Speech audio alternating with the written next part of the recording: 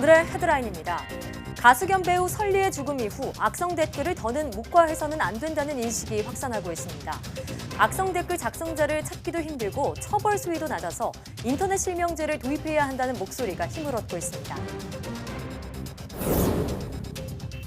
한일 외교국장급 협의회에서 우리 측은 이낙연 총리와 아베 총리와의 면담이 성사될 수 있도록 협조를 요청했습니다.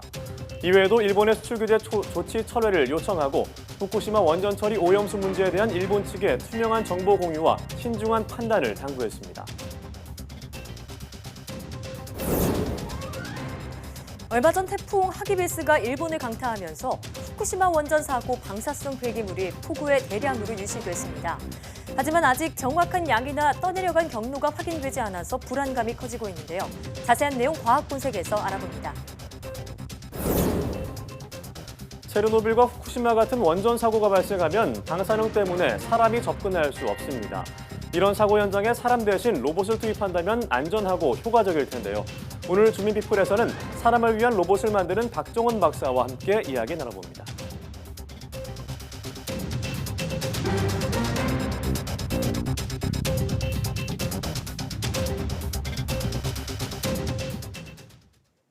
여러분 안녕하십니까? 사이언스 투데이입니다.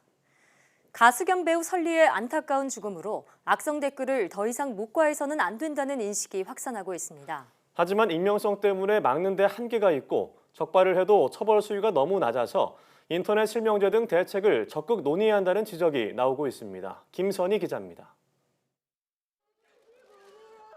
최진실 씨는 이혼 후 계속 악성 댓글에 시달려왔습니다. 결혼에 대한 루머부터 사채설까지 견디다 못한 최 씨는 우울증으로 극단적인 선택을 했습니다. 가수 윤희도 반복되는 악성 댓글에 시달리다 컴백을 앞두고 유명을 달리했습니다. 샤이니의 종현도 악성 댓글로 인한 괴로움으로 우울증에 시달리다 세상을 떠났습니다. 악성 댓글로 인한 폐해는 계속 반복되고 있습니다. 그렇게 많은 사람들이 한꺼번에 욕을 하면서 이렇게 비판을 하면 당연히 저 같아도 진짜 힘들 것 같아요.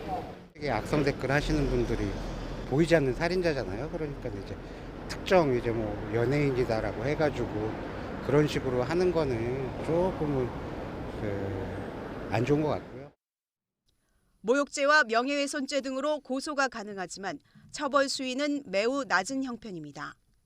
모욕죄의 경우 1년 이하 징역, 200만 원 이하 벌금, 명예훼손의 경우 2년 이하 징역, 500만 원 이하 벌금으로 피해자의 고통에 비하면 터무니없이 낮은 수준입니다. 특히 연예인의 경우 팬들을 상대로 하기 때문에 제대로 대응하기 어렵고 끊임없이 올라오는 댓글에 일일이 대처하기 힘든 상황입니다. 따라서 더 이상 익명으로 악성 댓글을 달지 않도록 인터넷 실명제를 도입해야 한다는 의견이 힘을 얻고 있습니다. 실제로 여론조사기관이 설리 사망 이후 조사한 결과 70%가량이 인터넷 실명제를 도입해야 한다고 답했습니다. 인터넷 실명제는 표현의 자유를 침해한다는 이유로 도입이 미뤄져 왔습니다. 자기 의견을 말할 때는 정정당당하게 근거 있게 책임 있는 자세로 말해야 된다는 게 꼭 표현의 자유를 제한하자는 것이 아니라 표현의 자유에 따른 책임을 지자는 것이죠. 인터넷 실명제는 관련 법안이 국회에 계류된 상태지만 2012년 위헌 결정이 내려진 바 있고 반대 여론도 여전히 많아 실제 도입까지는 순탄치 않을 전망입니다. YTN 김선희입니다. 서울에서 열린 한일 외교국장급 협의에서 우리 측은 이낙연 총리와 아베 총리와의 면담이 성사될 수 있도록 협조를 요청했습니다. 면담이 성사되더라도 깊은 대화를 나누기는 어려울 것으로 보이지만 현 국면의 전환점이 될 수 있을 것으로 기대됩니다. 한현희 기자가 보도합니다. 한일 외교국장급 협의를 위해 서울을 찾은 다키자키 시게키 일본 외무성 아시아대양주 국장에게 우리 측은 이낙연 국무총리와 아베 총리와의 면담이 성사될 수 있도록 협조를 요청했습니다. 외교부 당국자는 아직 면담이 확정되지는 않았지만 가능성은 충분하다고 생각한다고 밝혔습니다. 나루히토 일정의 즉위식에 180여 개국이 참석하는 만큼 일본 측 일정이 빡빡하지만 면담이 성사될 수 있도록 조율 중이라는 겁니다. 다만 면담이 이루어지더라도 일정상 긴 대화를 나누긴 어려워 많은 것을 논의하긴 쉽지 않을 것이라고 설명했습니다. 이 총리 방일 일정 협조 요청 외에 우리 측은 일본의 수출 규제 조치 철회를 요청하면서 해결을 위한 노력의 일환으로 수출 당국 간 대화 강화의 필요성을 제기했습니다. 또 후쿠시마 원전 처리 오염수 문제에 대한 우려를 상기하면서 일본 측에 투명한 정보 공유와 신중한 판단을 당부했습니다. 한일 관계 개선을 위한 돌파구를 만들어야 되는 시점에서 실무선에 충분한 토의는 고위급 회담에 다양한 선택지를 줄 수 있는 긍정적인 효과는 있다고 봅니다. 고위급 접촉이 이뤄지더라도 해묵은 갈등이 한순간에 풀리진 않겠지만 갈등 해소의 전환점이 될 수 있다는 점에서 이 총리와 아베 총리의 만남 여부가 주목됩니다. YTN 한현입니다. 이런 가운데 일본의 중앙은행이 한일 관계 악화에 따른 자국의 경제 영향을 보고서를 통해서 공식화했습니다. 한국 관광객이 줄어들고 수출 회복 전망도 그리 밝지 않다는 겁니다. 김희준 기자가 보도합니다. 일본의 중앙은행인 일본은행이 발표한 지역경제 보고서입니다. 홋카이도와 동북 관동지방 등 지역별 최근 경제 동향을 정리한 건데 한국인 여행객 감소 영향을 기술한 것이 눈에 띕니다. 홋카이도 삿포로시 당국은 최근 한일 관계 악화로 단체 손님을 받는 호텔이나 여관 등에서 관광객 감소 영향을 크게 받고 있다고 진단했습니다. 또 대마도에서는 한국 단체 여행객 취소로 손님이 격감하고 나가사키에서도 8월 후반 이후 취소가 증가한 것으로 보인다는 숙박업계 평도 전했습니다. 일본 정부가 단행한 한국 수출 규제 조치에 따른 산업계 영향도 인정했습니다. 도쿄를 비롯한 주요 지역 수출 동향에서 수출 규제 조치 직후 한국 기업이 재고 늘리기에 나서면서 일시적 수출은 늘었지만 중장기적으로는 일본 기업의 시장 점유율 하락을 우려했습니다. 시마네현의 한 전자부품 장치 업체는 한국 스마트폰 관련 주문이 회복할 전망을 보이지 않는다고 밝혔습니다. 신중한 경기 전망을 유지해온 일본은행이 한일 관계 악화에 따른 실물 경기 영향을 공식화한 셈입니다. 한일 관계 악화로 자국은 피해볼 것이 없다는 일본 정부의 기존 주장과는 다릅니다. 日本経済への影響でありますが、精査する必要はあると思ってますが、ざっと見る限りですね、与える影響は少ないんではないかというふうに思っていますけれど。 한국에 대한 강경 노선으로 일관하는 아베 정권의 부담이 될 것이란 관측도 나옵니다. 다만 보고서는 한국 의존도가 낮은 지역은 여행 거부나 수출 규제 영향이 적다며 평가절하했고 일본 주요 언론도 이 부분에 초점을 맞췄습니다. YTN 김희준입니다. 이낙연 국무총리는 신산업은 상상을 넘는 속도로 발달하는 만큼 신산업에 대한 규제 혁신도 예전의 방식을 뛰어넘어야 한다고 강조했습니다. 이 총리는 정부 세종청사에서 열린 국정현안점검 조정회의의 안건인 드론 분야의 선제적 규제 혁파 로드맵과 관련해 드론으로 배달된 택배 물건을 받거나 드론 택시로 출퇴근하는 일도 멀지 않았다고 전망하면서 드론 기술의 발전 단계별로 나타날 문제들을 미리 정비해야 한다고 말했습니다. 이 총리는 드론 분야 로드맵의 단계별 실천 계획을 기술 발달보다 한 발 앞서 이행해야 드론 투자를 촉진하고 관련 산업을 육성하면서 세계 드론 시장을 선도할 수 있게 된다고 강조했습니다. 이 총리는 또 관계부처 등 수소 전기차와 에너지 신산업 등 다양한 신산업의 규제 혁신 방안을 준비하라고 지시했습니다. 제주도 남서쪽 149km에 있는 이어도의 바다를 보면 우리나라의 겨울철 기온을 알 수 있다는 연구 결과가 나왔습니다. 국립해양조사원과 포항공대 연구팀은 이어도 해양과학기지 주변 해역 수온이 한반도 기온보다 1, 2개월 빨리 변한다는 사실을 확인했다고 밝혔습니다. 연구팀은 이어도 해역 수온이 평년보다 0.6에서 0.7도씩 오르면 1, 2개월 뒤 우리나라 겨울철 기온도 평년보다 0.3에서 0.5도씩 상승했다고 말했습니다. 수온이 내려가도 이런 현상은 비슷하게 나타났습니다. 연구팀은 현재 이어도 기지 관측 자료를 활용해 여름철 한반도 기온과 강수량을 예측하는 연구도 추진하고 있다고 말했습니다.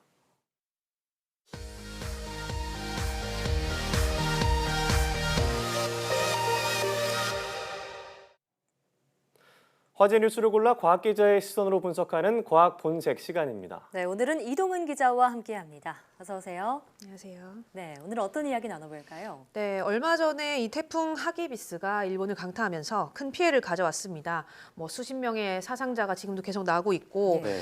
경제적인 뭐 피해 금액도 천문학적 수준이다 이런 이야기가 나오고 있는데요. 네.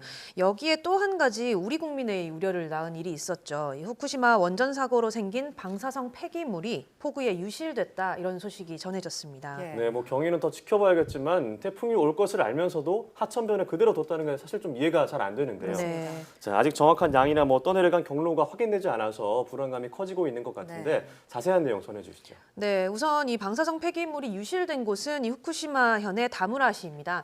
이곳에는 이 1톤 정도 되는 크기의 이 자루에다가 방사성 폐기물을 담아서 외부에 쌓아놓고 예. 보관을 합니다. 이런 임시 보관소가 사실 뭐 이곳 한 군데가 아니라 여러 곳에 있습니다. 네. 이번에 이 폭우가 몰아쳐서 유실이 됐다 이렇게 보이는 보관소에는 이런 자루가 한 2,600여 개 정도, 정확하게는 한 2,667개 이렇게 네. 나오는데요. 예. 이 자루들이 불어난 하천을 따라서 흘러내려간 겁니다. 현재 회수된 거는 뭐 한 10여 개 정도로 나타나고 있는데 그렇군요. 아직 정확하게 유실된 양에 대해서는 파악하지 못하고 있는 상태입니다. 예, 자 무려 2,600여 개 중에서 현재 몇 개가 유실됐는지 알 수 없고 네. 이 중에서도 10여 개 정도만 현재 회수가 됐다라고 말씀해 주셨는데, 자 그럼 이 안에 어떤 방사성 폐기물들이 담겨 있는 건가요? 네, 이 지난 후쿠시마 원전 사고 당시에 이 방사능이 유출이 됐잖아요. 예. 네. 그러면 이 방사성 물질이 지역 곳곳에 뭐 예를 들어 주택가라든가 학교, 건물, 뭐 운동장 이런 곳에 다 남아 있게 됩니다. 네. 그래서 이런 오염된 흙을 5cm 두께로 긁어내서 모아놓은 거죠. 여기에다가 이 주변 지역에서 나오는 뭐 나무나 풀들도 같이 모아놓게 됩니다. 그러니까 이 자루 안에는 당시에 유출된 이 세슘이나 스트론튬 같은 대표적인 예. 어떤 방사성 물질들이 그대로 들어있다는 거죠. 그렇군요. 네, 그럼에도 뭐 일본 정부는 이 문제가 환경에는 영향이 없다 이렇게 얘기를 네. 했습니다. 이 폐기물이 하천으로 흐려들면 자연스럽게 방사능이 유출되는 건 당연한 얘기 아닌가요? 네, 뭐 일본 환경상이 그 방사성 폐기물 자루가 손상이 되지 않았다, 파손이 되지 않았기 때문에 안에 있는 물질이 흘러나올 염려가 없다 이런 네. 이야기를 했습니다. 예. 그런데 이 사실 뭐 이 소재 자체가 우리가 생각하는 것보다는 뭐 훨씬 두꺼운 소재의 자루기는 합니다만 현지 언론사의 기자가 포착한 모습에 이 하천에 빠진 자루가 이렇게 수축이 돼 있는 홀쭉해진 아. 모습이 포착이 됐습니다. 내용물이 빠져나갔다는 그렇죠. 뜻이죠. 안에 있는 게 빠져나갔기 때문에 이 자루가 줄어들었다는 건데 예. 실제로 지난 2015년에 이 같은 후쿠시마현의 이다테촌이라는 곳에서 폭우가 내리면서 이런 방사성 폐기물 자루가 유실된 적이 있었습니다. 그런데 이때는 실제로 자루가 찢어지면서 속이 빈 채로 발견되는 경우가 있었거든요. 그렇군요. 그러니까 파손이 안 된다라고 단정 지을 수는 없는 거죠. 예, 자 문제가 없다는 환경상의 발언 이후로 이 자국 언론에 의해서 그 주장이 계속해서 뒤집히고 있는 건데, 자 더 걱정되는 건 이 방사성 폐기물이 하천으로 흘러 들어가면은 바다로도 갈 수 있다는 뜻 아닌가요? 네, 맞습니다. 뭐 우리가 걱정하는 이유가 바로 그것 때문인데 예. 이 방사성 폐기물이 흘러 들어간 하천이 당연히 이 강으로 합류하면서 태평양으로 이어지는 경로로 돼 있고요. 그러면은 방사성 물질이 유입이 된다면 흘러 들어갈 수밖에 없겠죠. 예. 뭐 일부 전문가들은 사실 이미 어느 정도의 양의 이 방사성 물질이 바다로 흘러 들어갔다 이렇게 보시는 분들도 있는데 예. 뭐 아직 바다까지 흘러가지 않더라도 이런 물질들이 지금 뭐 강이나 하천 바닥에 그대로 남아 있다면 네. 언젠가는 이게 흘러 들어갈 가능성이 있기 때문에 그렇습니다. 우려가 더 확산되고 있습니다. 네, 영향을 준다는 건 뭐 사람에게 직간접적으로 영향을 줄 수 있다 이런 얘기잖아요. 네, 뭐 방사성 물질 자체는 사실 이렇게 흘러 들어가게 되면 반감기를 기다리는 수밖에 없습니다. 예. 반감기라는 게 이 핵 붕괴가 일어나면서 이 방사성 물질이 자신의 어떤 성질을 좀 잃어버리고 다른 물질로 바뀌는 걸 말하는데 네. 이게 굉장히 오래 걸리는 이 방사성 물질들이 있습니다. 앞서 얘기한 이 스트론튬이나 세슘 같은 경우도 대표적으로 이 반감기가 긴 물질인데요. 예. 보통 한 30년 정도 반감기가 됩니다. 그러니까 이 방사능이 반으로 줄어드는데 30년이 걸린다는 얘기인데 그렇기 때문에 이 방사성 물질들을 당장 처리하지 않고 이렇게 모아서 보관을 하게 되는 겁니다. 네. 이렇게 반감기가 긴 물질은 아주 미세한 양이라도 계속해서 남아있게 되고요. 네. 완전히 없어지려면 한 수백 년 정도가 걸리게 됩니다. 근데 바꿔 말하면 이 물질이 수백 년 동안 이 완전히 없어질 때까지는 방사능을 내뿜는다라는 예. 얘기가 되겠죠. 그 사이에 뭐 물고기가 먹는다거나 뭐 우리 해산물 같은 경우에 영향을 줄 수도 있는 거고요. 그러면 결국 이제 소량이라도 사람이 먹게 되면 네. 인체에 영향을 주게 되는 거죠. 네, 그렇군요. 정말 얘기를 들을수록 더욱 심각한 상황이라는 생각이 드는데 저희가 앞서 자료 화면으로도 봤지만 임시 보관소라고 해도 말이 보관소지 그냥 하천 옆에 방치해뒀다고 봐도 네. 무방할 정도입니다. 네. 이렇게 방사성 폐기물을 보관하는 거 문제가 없는 건가요? 네, 뭐 그래서 이 방사성 폐기물 보관 방법 자체에 이 일본 정부가 너무 안이했다 이런 비판의 목소리가 나오고 있는데 예. 뭐 안전하게 벽을 쌓는다거나 특정 장소에 보관한 게 아니라 이 말씀하신 것처럼 외부에 방치하다시피 이렇게 쌓여 있다는 거고요. 특히 하천이나 강 옆에 이런 폐기물을 쌓아 놓으면 물이 범람하면서 쓸려갈 수가 있잖아요. 예. 그래서 일본이 정말 너무 무책임하게 이런 방사성 폐기물을 처리하고 있는 게 아니냐 이런 목소리가 나오고 있습니다. 그리고 일본 정부 같은 경우는 주변 지역에 대한 통제도 제대로 하지 않는다 뭐 이렇게 문제 제기가 되고 있는데 네. 예를 들어서 이 체르노빌 같은 경우는 원전 사고가 났을 때 반경 30km 안으로 사람이 절대 들어가지 못하게 이 폐쇄를 했었습니다. 네. 그런데 후쿠시마의 경우는 바로 원전 근처까지도 정부가 우리는 다 복구를 하겠다. 그래서 다시 사람을 거주하게 하겠다 이렇게 밝혔거든요. 예. 그래서 이미 뭐 인근 지역 주민들을 그쪽으로 돌려보내고 있기도 하고요. 네. 그러니까 사실상 이 방사성 오염 물질을 모은다고 해도 놔둘 곳이 없는 거예요. 이 보관할 폐기를 곳이 없군요. 그렇죠. 할 곳이 없고 예. 그러다 보니까 이 모은 지역에 그대로 임시로 이렇게 쌓아놓는 일이 생기는 겁니다. 네, 뭐 안 그래도 방사능 오염수 처리 문제로 여론이 안 좋은데 네. 좀 일부러 의도한 게 아니냐라는 얘기도 나오고 있어요. 네, 맞습니다. 그만큼 이해가 안 되고 네. 좀 어떤 생각인지 대처가 너무 안일했죠. 네, 그렇습니다. 이 일본 환경성이 홈페이지를 통해서 사실 이 방사성 폐기물 자료를 우리가 방수 시트로 덮어서 뭐 태풍이 오더라도 유출이나 이런 빗물 유입을 막을 수 있다 이렇게 홈페이지에 게재를 했습니다. 그렇지만 이 현지 언론의 보도에 따르면 이 폭우나 강풍에 대해서 제대로 된 대처가 이루어지지 않았고요. 사실 네. 시트를 덮는다고 해도 바람이 세게 부는 태풍 같은 경우에는 네. 이 시트로 안전하게 보호를 할 수가 없겠죠. 그러니까 이렇게 기상 상황이 다 예보된 상황이었지만 별다른 대책을 마련하지 않았다는 거죠. 네, 이번 태풍이 50년 만에 폭우가 있을 것이다 예보가 있었음에도 불구하고 네. 안일한 대처를 했다는 비판 피하기 힘들 것 같습니다. 자, 우리나라를 포함한 주변국에도 피해를 주지 않을 수 없는 상황인데 가장 시급하게 대처해야 할 것은 어떤 것들이 있을까요? 네, 우선은 뭐 이제 태풍 피해에 대해서 조금씩 복구가 이루어지고 있고 상황 파악이 이루어지고 있는데 우선은 이 유실된 방사성 폐기물의 양이 어느 정도인지 그리고 이게 가장 먼저 흘러 들어간 경로가 어딘지부터 파악을 해야 될 것 같습니다. 뭐 그래야 막을 수 있는 방법을 찾거나 해결책을 제시를 할 수 있을 것 같고요. 네. 그리고 현재 이 후쿠시마현에 있는 폐기물 자료의 수가 1,000만 개 정도에 달한다고 합니다. 예. 이 보관소만 해도 임시로 된 곳이 한 800곳 정도 이렇게 예. 나눠져 있는데 일본 정부에서는 아직 여기에 대해서 구체적인 처리 방법을 내놓지 않은 상황입니다. 네. 무엇보다 이 특정 지역을 정해서 오염된 물질을 안전하게 보관하는 방법을 찾아야 될 것 같고요. 네. 인근 지역 주민들을 뭐 다른 곳으로 이주를 시킨다거나 또 뭐 오염 우려가 있는 식품들은 유통이 되지 않도록 잘 점검하도록 이런 후속 조치가 필요해 보입니다. 예. 네, 이번 태풍으로 일본이 큰 피해를 입었고 좀 안타깝고 빨리 조속히 복구가 이루어졌으면 좋겠지만 네. 이 방사성 폐기물 문제는 좀 제대로 처리를 해줬으면 좋겠습니다. 그렇습니다. 네, 오늘 말씀 고맙습니다.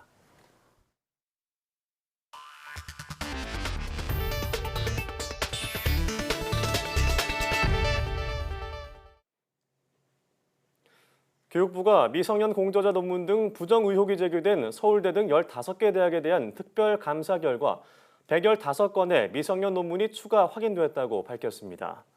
또 감사 대상이 아닌 대학도 추가로 조사해 30개 대학 130건의 미성년 논문을 제출받았습니다. 교육부는 이번 감사 결과 현재까지 연구부정 판정을 받은 논문이 있는 대학은 7개 대학이며 관련된 11명에 대한 징계를 요구했다고 밝혔습니다.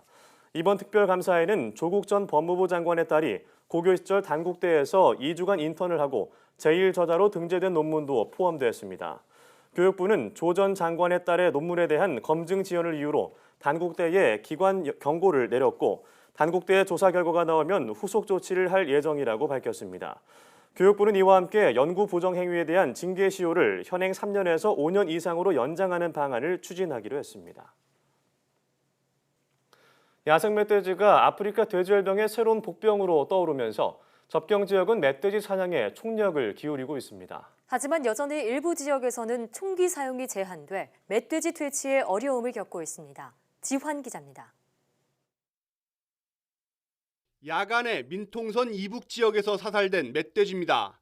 사살 즉시 혈액 시료를 채취하고 현장을 소독한 뒤 지정된 장소에 매몰 처리했습니다. 총기 포획 작전 첫날 전국적으로 600여 마리를 잡았습니다. 하지만 야생 멧돼지에서 수차례 바이러스가 검출된 강원도 철원과 화천 등 발생 지역 인근에서는 여전히 총기 사용이 제한되고 있습니다.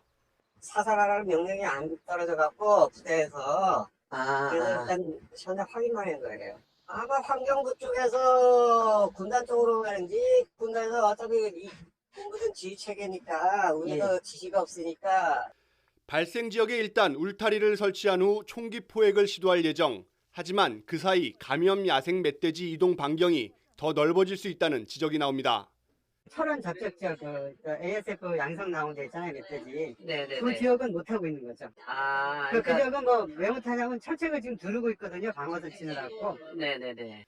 해당 지역에서는 일단 급한 대로 멧돼지 포획 틀 보급을 확대하고 있습니다. 멧돼지를 잡기 위한 포획 틀입니다. 전방 지역 그리고 민통선 안쪽에 설치를 하게 되는데요. 멧돼지를 먹이를 통해 유인한 후에 무게가 느껴지면 창문이 닫히게 됩니다.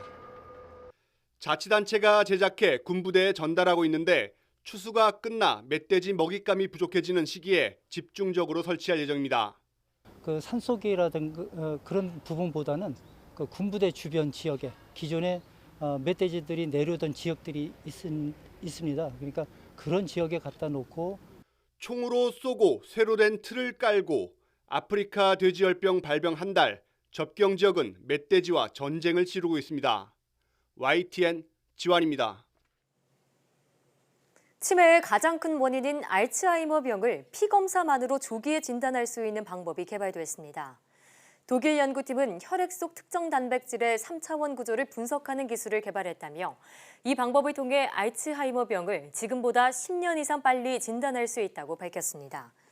연구팀은 혈액 속 아밀로이드 베타 단백질의 잘못 접힘을 판정하는 기술을 개발해 치매 환자 등 700여 명을 대상으로 실험했다고 밝혔습니다.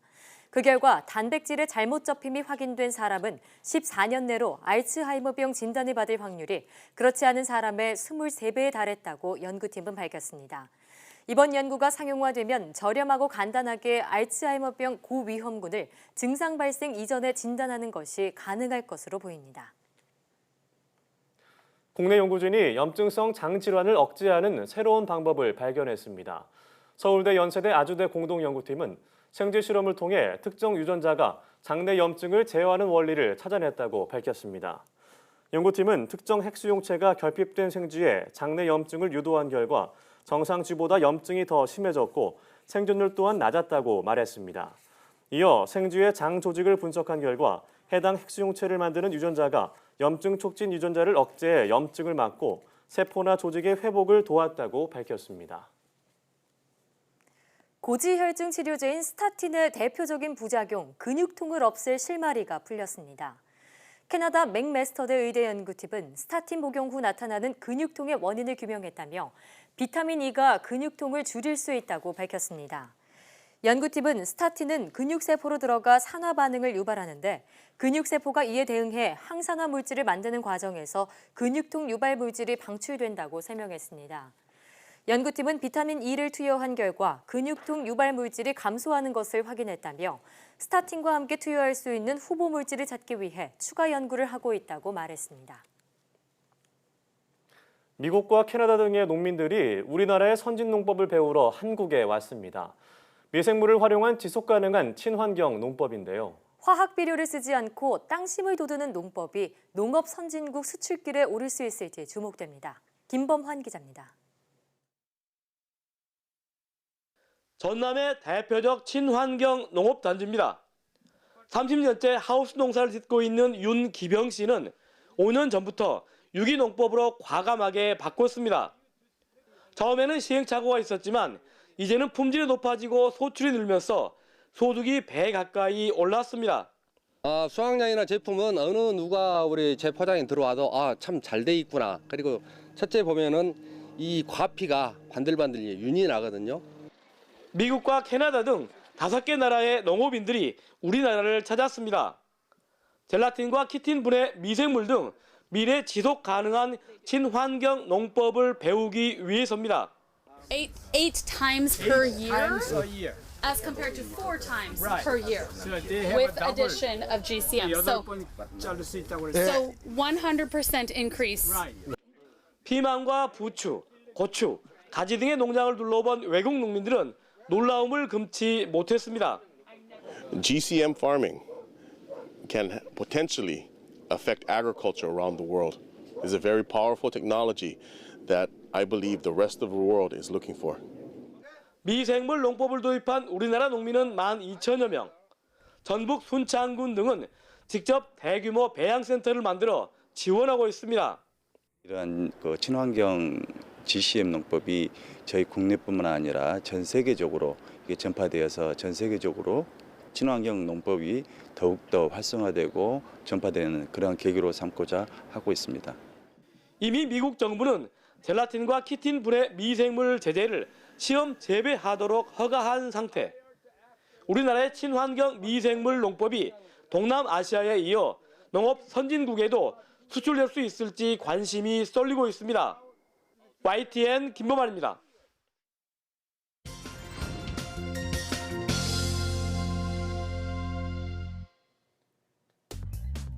과학에 대한 궁금증을 퀴즈로 풀어보는 과학 백문백답 시간입니다. 자, 문어는 연체동물 중에서도 외계 생명체라 불릴 정도로 독특한 특징을 갖고 있습니다. 자, 주변 환경에 따라서 색을 바꿔서 위장을 할 수도 있고요. 문제 해결 능력과 학습 능력을 갖추고 있을 정도로 지능이 높은 동물인데요. 자, 여러분은 문어에 대해서 어떤 것들을 알고 계시나요? 몸에 좋은 음식 재료라거나 오징어와 비슷한 동물로만 알고 있었다면 이번 OX 퀴즈를 통해서 문어에 대한 새로운 사실을 확인해 보실 수 있을 겁니다. 문어 양식이 안 되는 이유는 서로 잡아먹기 때문이다. 정답은 O입니다. 자, 문어는 알에서 깨어난 뒤에 물에 떠다니는 플랑크톤 상태로 살아가다가 제 모습을 갖춘 뒤부터는 영역 싸움을 시작합니다. 자, 따라서 문어를 양식하게 되면 좁은 양식장 안에서 서로 영역 다툼을 하면서 잡아먹기 때문에 한 장소에 몰아서 키우기 어렵다는 건데요. 자, 분리된 공간을 이용해서 양식하는 방법을 연구 중이긴 하지만 아직 개발 중일 뿐이라 대중적으로 산업화하는 데는 어려움이 있다고 합니다. 우리나라에서 먹는 문어의 종류는 피문어, 돌문어, 외문어, 백문어, 대문어 이렇게 총 5종이다. 정답은 X입니다. 자, 동아시아 지역에 대략 10종, 우리나라에는 약 5종의 문어가 있다고 합니다. 낙지, 주꾸미, 눈 큰 낙지를 제외하면 실제로 문어는 2종류라고 하는데요. 그중 동해에서 잡히는 대문어는 말리면 겉이 붉게 변해서 피문어라 불리고 껍질을 벗겨서 하얗게 만들면 백문어라고 불립니다. 자, 일부 지역에서는 뻘문어라고도 불린다고 하는데요. 자, 남해에서 많이 잡히는 외문어는 외라는 글자가 일본을 의미하는 단어라서 참문어라고 개명이 됐고요. 바위 틈에서 많이 산다고 해서 돌문어라고 불리기도 합니다. 자, 결국 2종류의 문어지만 상태에 따라서 여러 가지 다른 이름들로 불리고 있었네요. 지금까지 과학 백문백답이었습니다.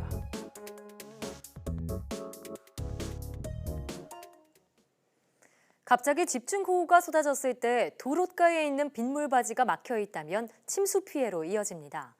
이런 상황을 예방하기 위해 구청에서 매년 수억 원의 세금을 투입하는데 정작 자치단체가 발주한 사업에서는 빗물바지가 쓰레기통으로 사용됐습니다. 이상곤 기자입니다. 인도에서 풀을 깎는 제초 작업이 한창입니다. 잠시 뒤 다른 작업자가 바람을 이용해 깎아진 풀을 한쪽으로 모으더니 어디론가 밀어넣습니다. 따로 자루에 담아 처리하지 않고 도로가 빗물바지에 버린 겁니다. 당연히 그래서 쓸어 담을 줄 알았거든요. 그곳에 만약에 폭우가 내린다고 하면 거기서 금방 범람될 수 있는 그런 상황에 빠지지 않을까. 그런 높아심에서 이제 걱정되더라고요. 작업이 이루어진 곳을 찾아가 봤습니다.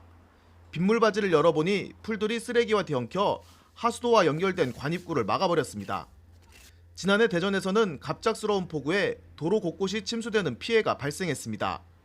나뭇잎과 쓰레기 등이 배수시설을 막은 게 가장 큰 원인이었습니다. 다른 곳에서 이루어지는 작업도 지켜봤습니다. 빗물바지 구멍이 작아서 그런지 풀과 나뭇가지들을 주변 화단에 버립니다.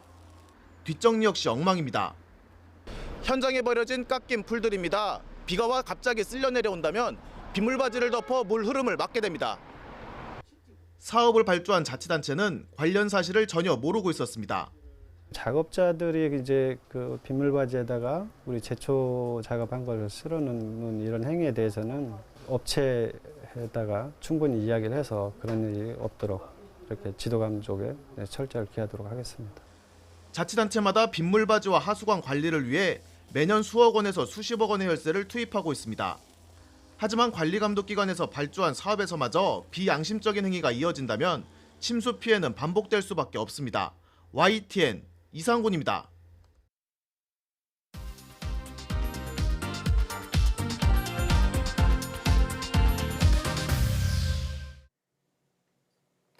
체르노빌과 후쿠시마 원전 사고 모두 최악의 원전 사고인 7등급에 속합니다.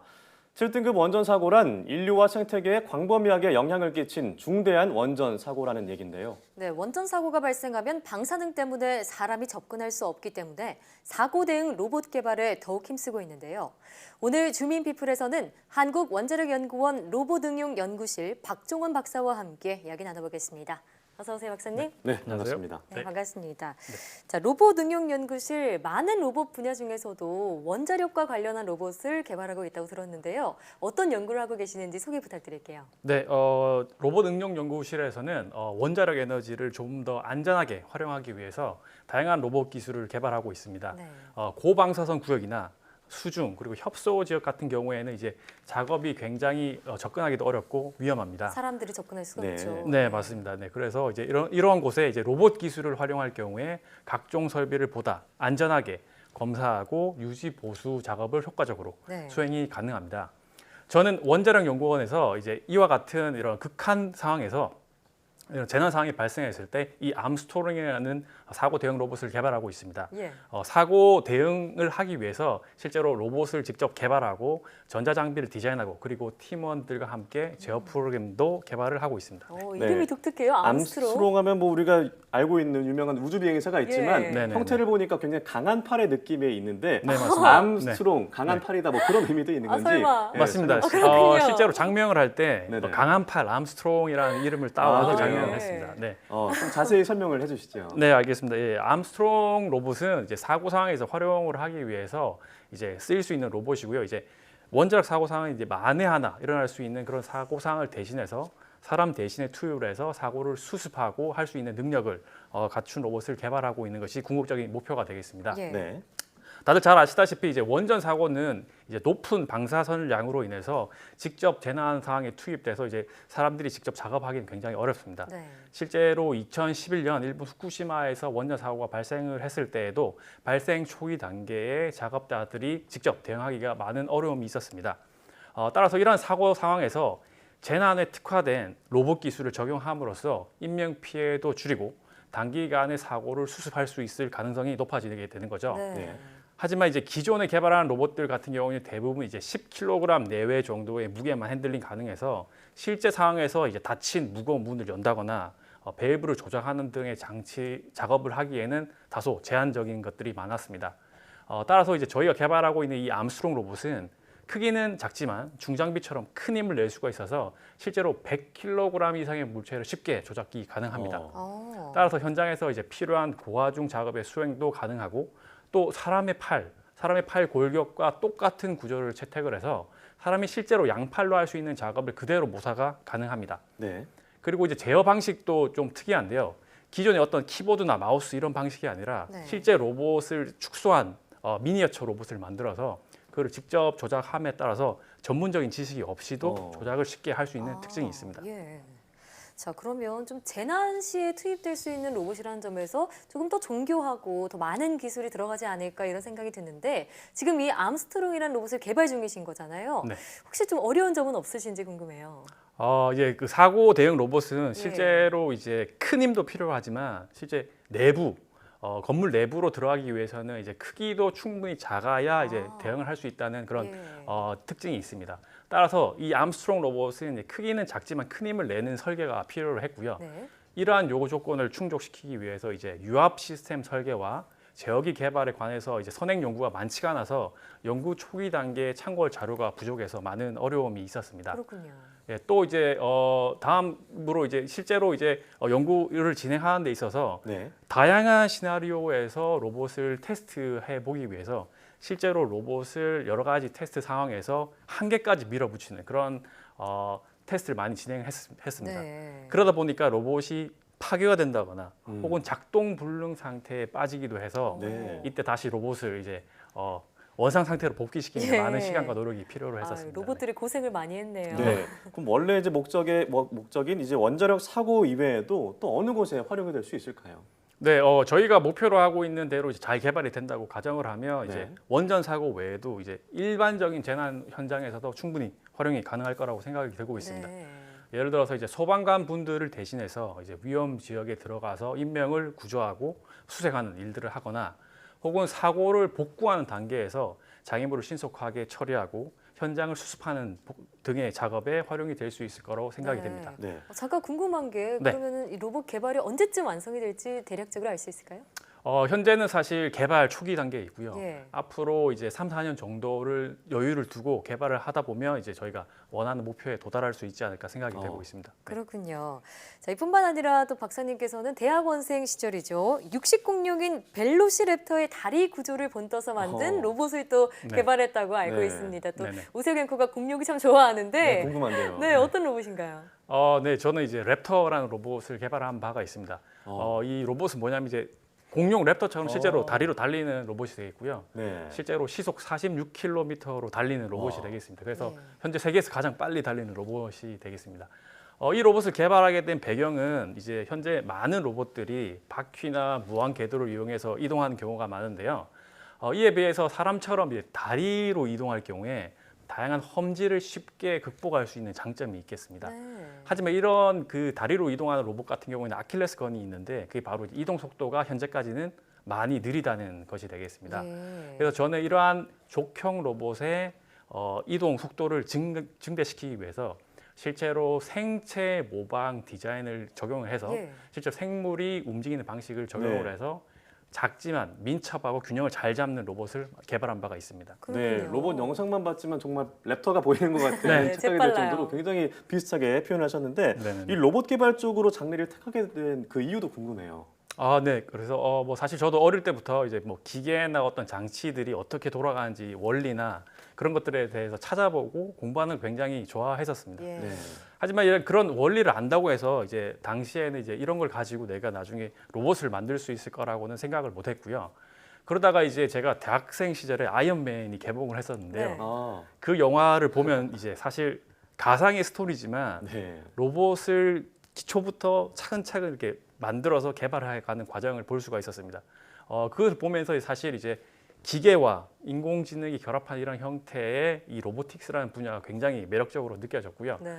나중에 나도 저런 멋진 로봇을 개발하고 싶다라는 욕심이 생겼고 그 이후로도 지금까지 로봇을 계속 개발하고 있는 것 같습니다. 네. 사실 저희도 20대 때 대학생 시절에 함께 아이언맨을 보고 자랐는데 그걸 보고 또 영감을 받으셔서 꿈을 이루고 계시는 게 참 대단해 보입니다. 네. 자, 그러면 언제 박사님께서 가장 보람을 느끼시고 또 앞으로의 계획은 무엇으로 갖고 계시는지 궁금한데요. 예, 가장 보람이 느끼는 데는 이제 아무래도 이제 치밀하게 이제 계획하고 설계하고 이 프로그래밍한 로봇이 실제로 제가 원하는 대로 움직여줄 때 가장 짜릿하고 보람을 느낍니다. 네. 네. 현재 이제 개발하고 있는 이 암스트롱 로봇은 현재 아직까지는 이제 개발 초기 단계지만 다양한 현장 평가와 시험을 거친다면 나중에 궁극적으로 재난 상황에서 실제로 인명과 재산을 피해를 줄이는데 활용될 수 있도록 노력할 예정이고요. 네. 또한 이런 것들을 바탕으로 나중에 이제 국민 여러분들이 이제 원자력 에너지를 보다 안심하고 예. 안전하게 활용할 수 있는데 이바지하고 싶습니다. 네. 네, 요즘 좀 원자력 안전 문제에 대한 이슈가 참 많이 떠오르고 있는데요. 네. 좀 외모도 잘생기셨고 한국 원자력 그 로봇 분야에 토니 스타크가 있으면 좋겠다는 생각이 듭니다. 응원하겠습니다. 네. 네, 오늘 말씀 고맙습니다. 네.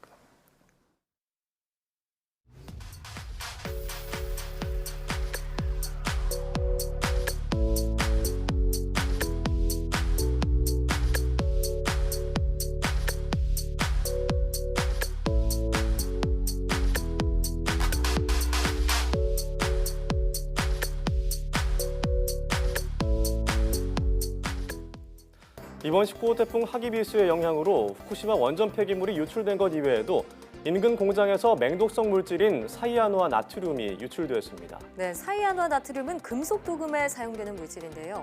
입에 들어가거나 가스를 마시는 경우 호흡곤란이나 현기증을 느끼고 몇 초 만에 사망하는 경우도 있다고 합니다. 네, 그럼에도 일본 환경상은 환경에 대한 영향은 없다고만 합니다.